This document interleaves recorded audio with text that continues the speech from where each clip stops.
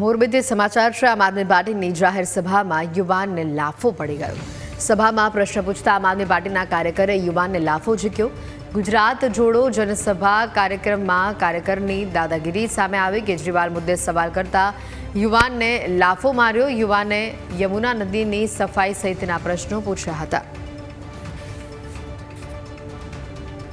આજ અંગે વધુ માહિતી મેળવીશું। સંવાદદાતા હર્નેશ જોડાયા છે ફોન લાઈન પર। હર્નેશ, જે રીતે આખો ઘટનાક્રમ બન્યો, લાફો જે રીતે મારવામાં આવ્યો, શું ઘટના હતી? કોણ કોણ ત્યાં એ સમય હાજર હતું અને પછી લાફો માર્યા બાદ કયા પ્રકારનો માહોલ જોવા મળ્યો?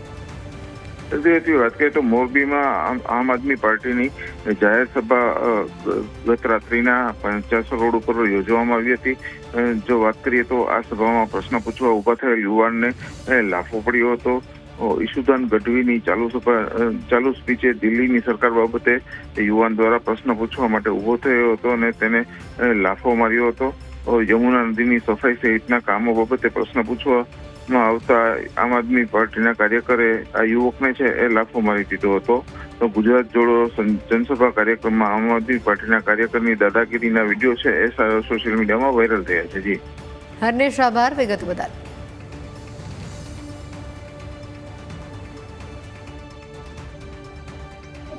બોલો એ વાત તમારું નામ ખાલી બોલી દો। મારું નામ ભલે